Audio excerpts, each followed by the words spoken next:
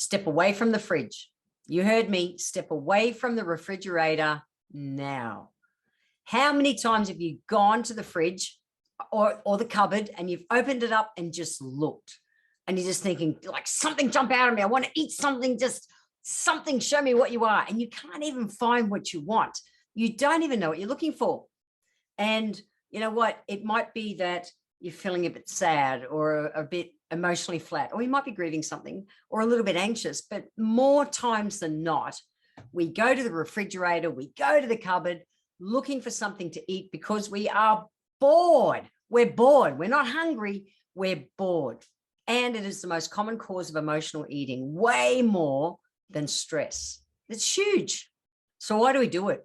Well, boredom is kind of eating when bored is kind of a coping mechanism. So boredom is a trigger or can be a trigger for a psychological hunger, an emotional hunger. And people who are more prone to boredom are more prone to emotionally and overeat. Now, snacking consciously is not what we're talking about. I'm talking about the times that you're just going, just like literally give me a happy hit. So what happens is that we're continually snacking, just going for anything in the fridge, anything in the cupboard, because we're wanting those little dopamine hits. Now, if you go back to episode 81, I speak all about how to turn on dopamine and your other happy hormones without taxing your body. So it just becomes a habit that when we're bored, we default, eat, default, eat, default, eat, and it's not serving us. And it's not even a weight thing. Well, it might have a weight impact on you, but it's more a case of it's just not a healthy habit to have. And I've done it in the past, absolutely. And I'm going to share with some of the things that you can do and that I've absolutely done to break that as a habit, because I've 100% been there in the past. So these are a handful of ways that I have broken that bored eating habit. First one is to get up and have a drink of water or a cup of tea, green tea, preferably closer to water, counts as water, but have something healthy to drink. Number two is to brush your teeth. I've done it because you've got that kind of taste sensation in your mouth, or you're craving that taste sensation in your mouth. And when you brush your teeth, it totally changes that vibe. So that's one I've absolutely used in the past. Number three is to listen to something positive, like a podcast or read a book, do something, but fill your brain with different information to break that boredom. Number four is to actually be okay with being bored. And it's okay to feel bored, but being a bored emotional eater is not okay. Going to the fridge or the cupboard all the time going, what can I have? What can I have? That's not healthy. So hack number five is to just walk away from the fridge. And what I've worked with some clients in the past is that we literally put a sign in the fridge or inside the fridge that says, walk away from the fridge, or a picture maybe of something that you want to wear in future, which is why you're trying to look after your health. But put a reminder of some description in the fridge, why you don't want to be eating out of the fridge at the moment, just intermittently and mindlessly, but also think about, put a little sign in there. It's okay that says, walk away from the fridge. It's a strategy. It's a system to help you succeed. Moving your body is an awesome way to be able to break that boredom factor as well. So get up and go for a walk before you're allowed to have a snack. So if you are going to snack, say, yep, I can snack, but I have to do a lap of the block first.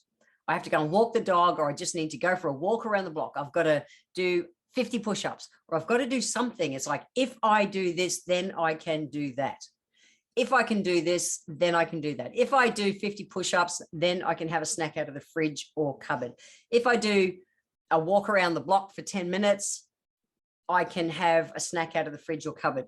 Now, what happens more times than not is when you actually move your body, you totally change your vibe and you get out of that bored vibe, and you're not going to be hungry for something mindlessly again, like you were 10 minutes earlier. So moving your body is a really cool strategy. Hack number seven is to actually dial a friend. This is it. It's like I do wellness coaching with people all the time, all over the world. And I love it. Sometimes I'll just get a message from someone that just goes, fuck, fuck, fuck, fuck, fuck, fuck, fuck, fuck. I'll write back and say, off track. And they go, yes. And I go, let's chat.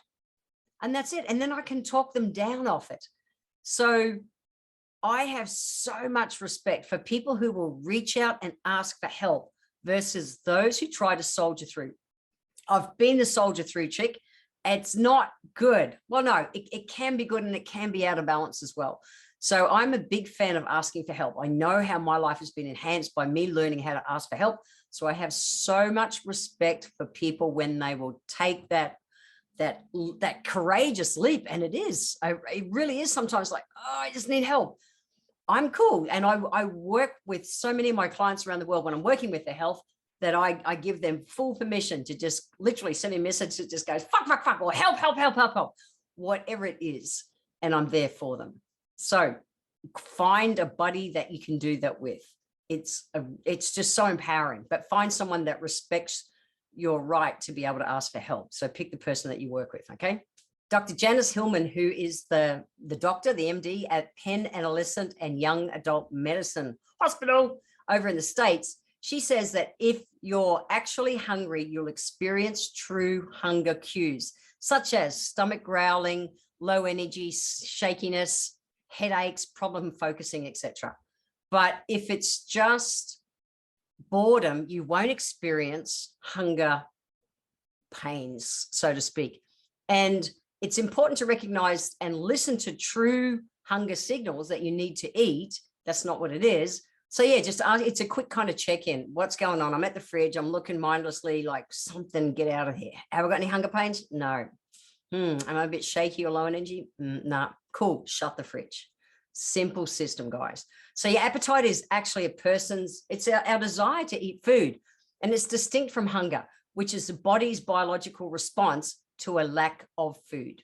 Okay, so we can have an appetite. It's like, ooh, I'd like to eat, dessert or whatever it is very different to that your body is actually hungry. And I love the human body because it's just the craziest machine. Like, it's crazy that you can have an appetite even if your body is not showing any signs of hunger, and vice versa. And so the more you tune into your body, you'll be able to tell, am I truly hungry? Cool, eat and eat well, close to nature the majority of the time, like I go on about, or I've got the signs of hunger? No, cool. Okay, I'm bored, walk away from the fridge. Go and brush your teeth, go for a walk, play with the dog, do something. Remember that I talk about that it's not that what we do 10 or 20% of the time that matters. It's what we do like 80% of the time that matters. So eating healthy, close to nature, in balance the majority of the time works. Notice your body, listen to it, so that if you do find yourself mindlessly standing in front of the refrigerator or the cupboard, looking for something to jump out and say, eat me, maybe that's out of balance. So bring in a strategy that's going to help you to deal with those times. So I leave you just with a couple of healthy life hacks today. And that's the first one, is to set up a system. If you are the person who has been, doing that mindless stand in the refrigerator or the cupboard, either way, and just looking, have a look at that list of half a dozen hacks that I just gave you. And I'll put them in the show notes so you can go over to check them out. But have a look at them and see which one or two that you think will be the easiest for you to implement, so that it becomes a habit that whenever you're standing looking at the fridge, your brain goes, not hungry, default to go brush your teeth, default to take the dog for a walk, default to walk away from the fridge. What is it? Find those couple of hacks that you think will suit you best and create a positive habit out of those. And number two is, remember that if I do this, I can do that. What is a trade-off? And that's a very useful one that I've found with people when I've been coaching them with their health, that they run that, if I do this, I can do that. So, okay, I'm going to eat something out of the fridge. Cool. I commit to going to do a 10-minute walk around the block first. Do something from that list of hacks, and that's going to help bring you back into the balance. So I'm going to put that list of hacks so you can go back to them over in the show notes. Go to www.healthylifehacks.com.au. I'm also going to put a link to episode 81, which is all about how to turn on your happy, so your happy hormones with your diet. Turn that dopamine on with healthy food so that you're not going to get to that place so easily. The second one I'm going to put in the show notes is episode number 66, which is all about amping up your affirmations. So filling our brain with the right information so that we can power on through challenges.